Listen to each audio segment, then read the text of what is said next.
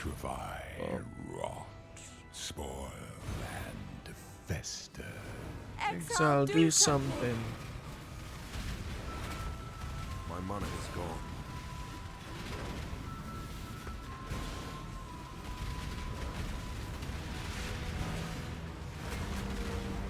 I'd like to make it a bit more comfy on the mana.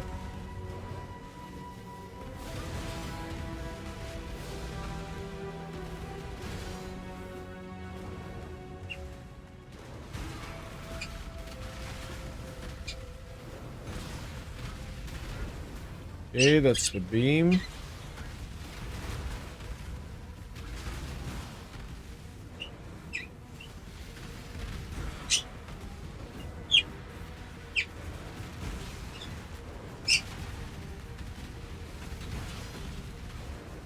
Right, faced.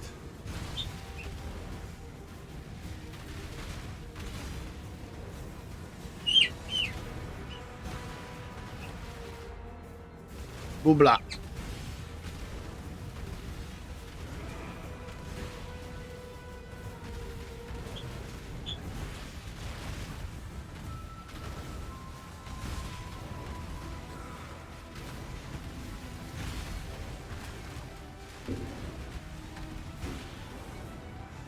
Okay, he's also faced.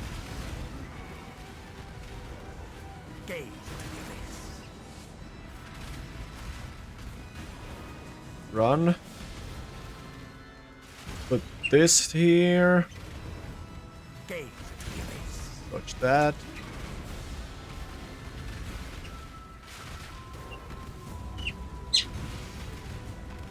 Oops.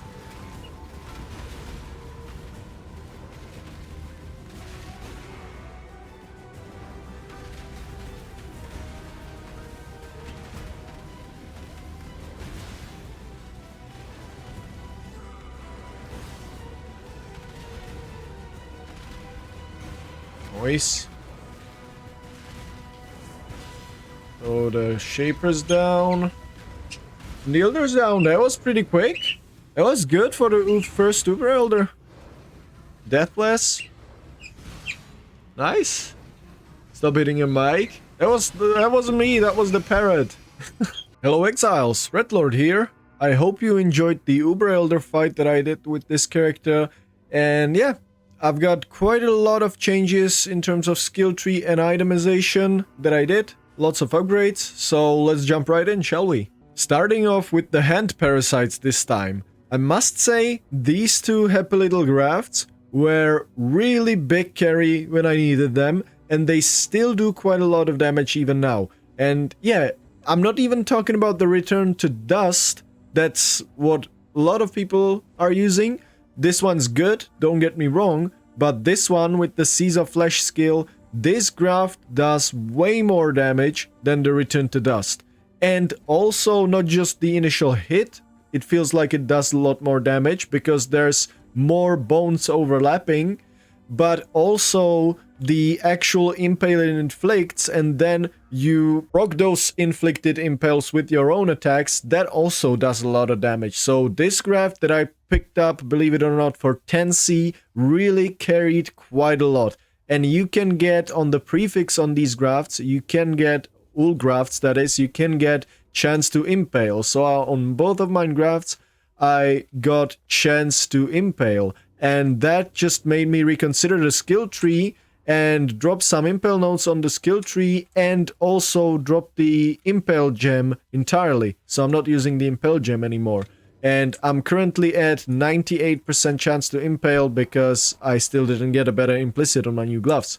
But yeah, these are the grafts that I'm currently using. I might remove the return to dust to something else, we shall see. But this is it for now, these two, and they are really good. Now let's cover the gear. So, I shall start off with the addition of Echoes of Creation, of course. I bought Echoes of Creation, bought this one for, I think, 90C, quite a good roll, I must say.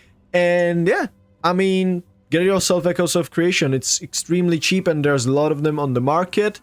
And yeah, it's a huge damage boost once you have, I would say, at least from my experience, roughly around 30k armor, ideally more, than Echoes of Creation with just a couple of endurance charges, it is fine to sustain. You shouldn't worry about that damage that much when you have some decent amount of armor.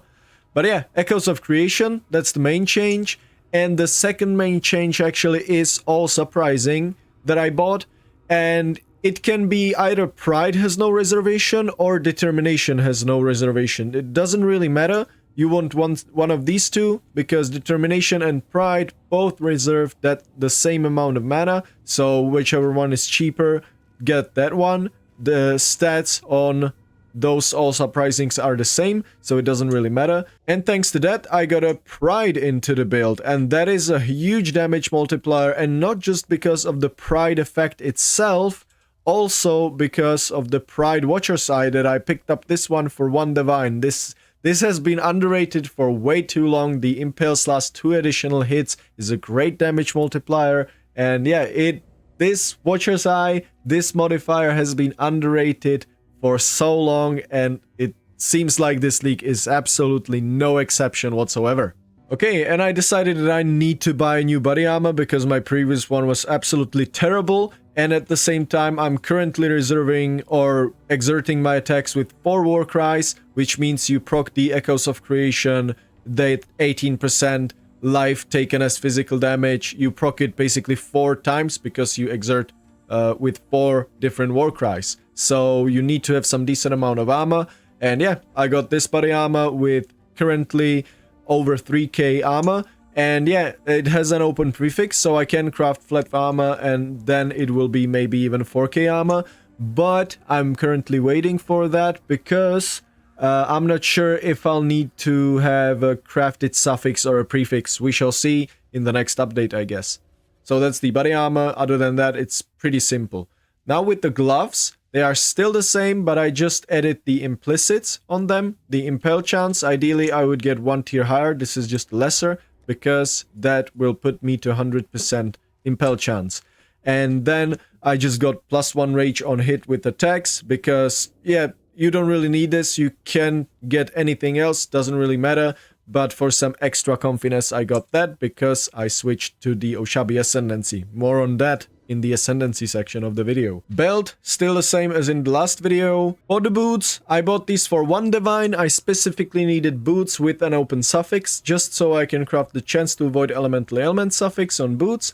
And then, I just bought some Eldritch currencies, and I used the Greater or Grand Eldritch Ichor to get until I hit the chance to avoid elemental ailments, and then I Orb of Conflicted it to make it 1 tier higher, so we hit the 24 to 26 chance to avoid elemental ailments, because these boots alone are giving me, what, 51% chance to avoid elemental ailments.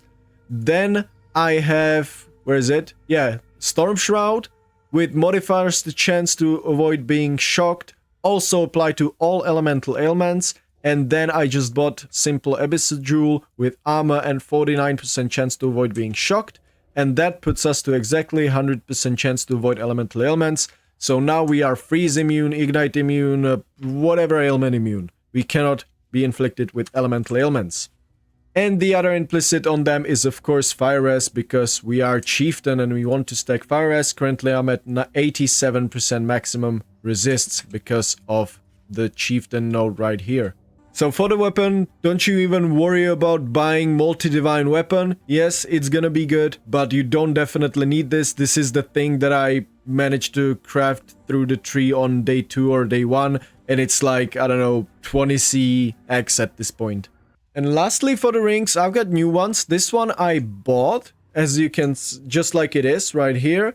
I needed some elemental resist, and I mean all Ellie res and the fire res and some intelligence, just so I can get higher level vulnerability and all of that. Ideally, I'm gonna get to 70 so I can use level 21, but for now it is what it is. Other than that, it's pretty simple. Just open prefix for minus mana cost and as much life as possible on this base for the 2% maximum fire res, and the other one I crafted myself.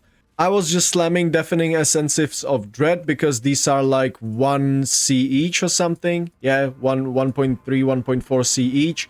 So they really cost nothing. And these are gonna give you flat armor as a prefix. You cannot normally get that. And yeah, this is just going to force it. By the way, even though this says in implicit cannot roll modifiers of non-fire damage types, so things like flat physical damage, you cannot get that normally through normal means on this specific ring, but you can force it through stuff like essences, just like I forced the armor, and I just spammed until originally I wanted to get some resist, some chaos res, maybe, fire res, and then craft on the hybrid fire and chaos. But yeah, I managed to hit this double rarity one, double tier 1 rarity, so I now even have some rarity in the build for some extra gold, and I just decided that I'm gonna keep this because, yeah, it was cool to hit double rarity. So yeah, I got this ring for now. For the flasks, they are still the same as in the last video, except this one, since I respect the skill tree a little bit and made some changes. I'm currently during mapping at like 500-ish life regen, so plus life leech, so I decided that I'm not gonna be needing the life flask anymore, so I decided that why not get some extra rarity so I can get some extra gold, and I bought this one for a couple of C with the increased duration and additional elemental resistances, so I can get some extra resists when I run map with Ellie weakness. And I've got the proc when you hit rare or unique enemy, because yeah, when you hit rare or unique enemy, that's the time where you actually need rarity. For the skill gem setup, I didn't do much changes. Mainly I just got 20% quality on pretty much everything and resetted my gems, so it's still Sunder, Overexertion, Pulverize. I got Fortify now, melee physical damage, and Brutality. And why do I have Fortify if it's a low damage multiplier support? It's on level 21, only 20%, right? Yeah, yes, you're right about that. I'm sacrificing some damage, but that enabled me to drop this whole cluster here, save 5 points. Yes, I lost some maximum fortification, but I saved 5 points, and I got that life regen from fortification elsewhere. For example, here, this cluster, and this one's better because it's permanent and it's essentially giving me more, and I still got the fortification. So yes, that's what I'm currently using.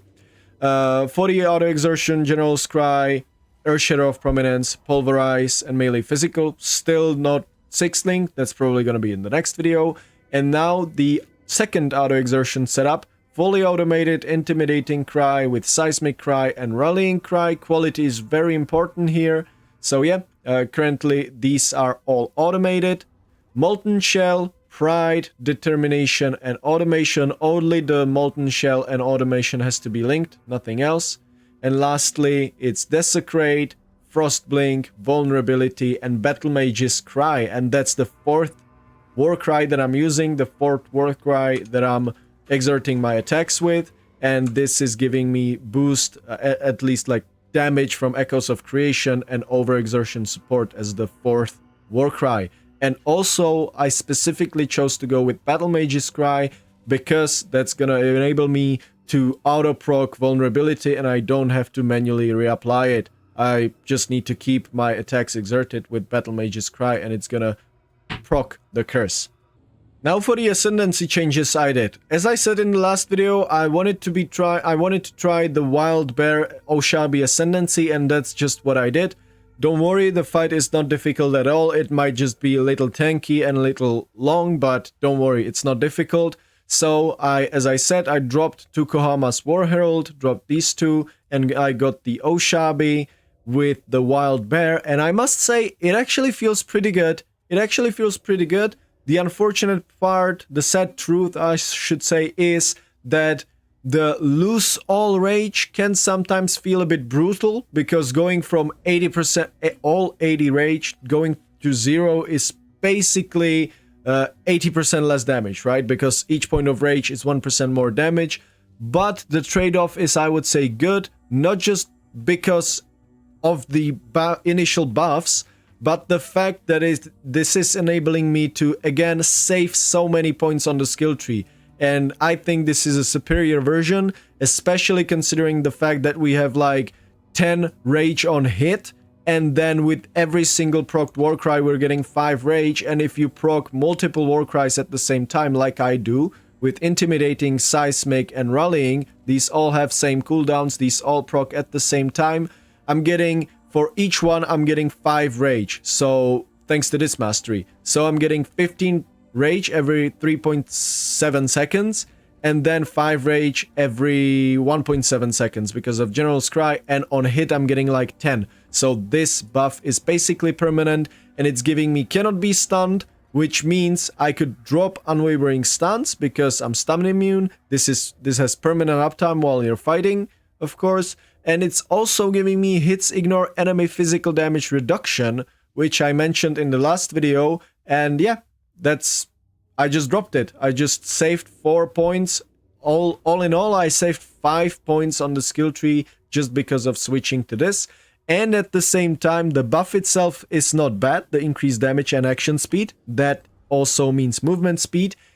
And as the last thing, I'm losing voice here, but as the last thing, missing the Fist of War mana multiplier is a big deal. Because Fist of War is 140, just like Overexertion is. Mana multiplier, mana cost multiplier.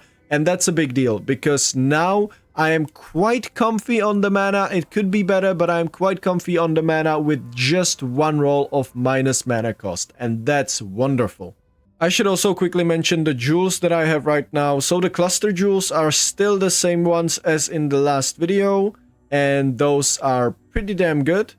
Actually, I'm not sure if in my last video I had this medium cluster jewel, but yeah, if not, this cluster jewel basically gives me more damage and permanent charge sustain. Completely permanent all the time. 4 endurance charges, 3 frenzy charges, and 3 power charges. The power charges are useless for us because we're resolute technique. We cannot do crits, but only because of this and nothing else, permanent all charges with this build. The other jewels are the Watcher's Eye, of course, with Impale's last 2 additional hits, but you're gonna have to be using Price for this one to be affected, to work, sorry.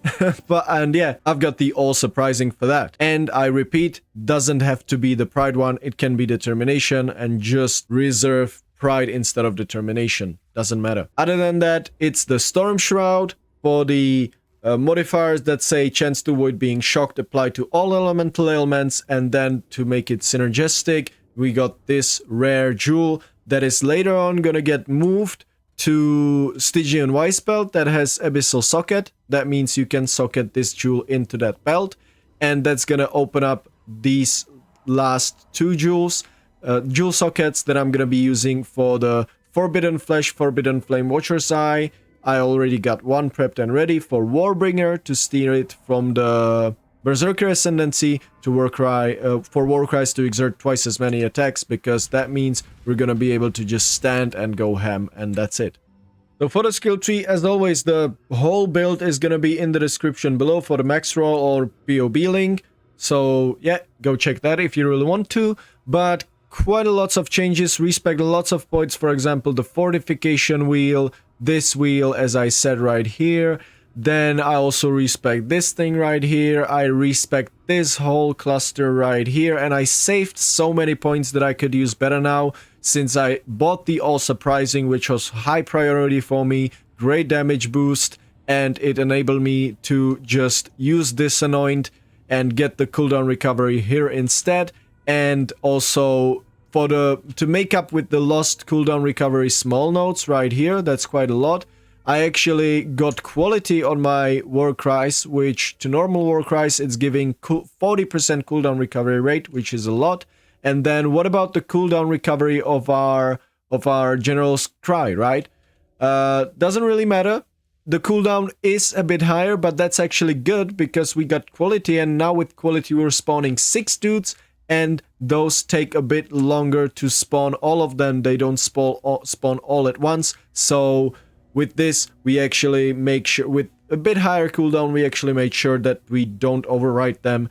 And also I switched pathing in this cluster right here. I switched pathing from this one to get some of that cooldown recovery back. Other than that, I also got the Rune Graft of Treachery. And this one has a great downside, right? Or a big downside. Auras from your skills which affect allies also affect enemies. The only aura that affects allies in our build is determination. Pride doesn't affect allies, pride does affect only enemies, because enemies take more physical damage. But determination does affect allies, which means that our enemies are gonna get the determination buff, which is bad, right? Yes, you would be right, but we don't care, because thanks to our Oshabi Ascendancy, we ignore all phys damage reduction. So even if the enemy has endurance charges, a million armor or 1 armor, we ignore all of that. And for our impales, just because of this mastery right here, all of our impale damage also ignores the armor. So we don't care about the downside at all. All it's giving us, it is just 15% increased reservation efficiency of skills. And along with this one, along with this mastery, that enables us to use all 3 war cries automated, General's Cry automated, and also use the determination aura, which is a big deal. You don't have to stress about doing like a pianoing of your war cries or anything. You pretty much just press Battle Mage's Cry when you need to, and then you press the offering or desecrate to spawn corpses that you can spawn the General Cry dudes off of. Yeah, so that's pretty much the main changes on the skill tree. Also got the endurance charge, and yeah, as I said, the link's gonna be in the description. These are the most important changes that I did. But yeah, with the next levels, I'm not sure where am I going to get. If I push this character to level 96, which I'm not sure if I would probably path for this jewel socket right here for 4 points, get some extra armor, and then in this socket I would be using Rational Doctrine to get free consecrated ground in the build and change this flask for something else. The consecrated ground would be permanent, and that would put me to roughly, I don't know, like 750 regen, which would be absolutely bonkers. And it would, by the way, also reduce the effect of curses on me. So just because of consecrated ground. But yeah. Whew. That was a mouthful. Right, these are all the changes for this video. If you're wondering how did I make enough currency for these upgrades, the video link for the currency farming strategy is gonna be in the video's description, or you'll be able to find it on my channel as soon as I upload the video. So probably a couple hours after this one gets uploaded, it's gonna be there. Feel free to check it out. It's quite easy and quick. But yeah, that's it for this one. Thank you very much for watching, Exiles, and see you in the next one.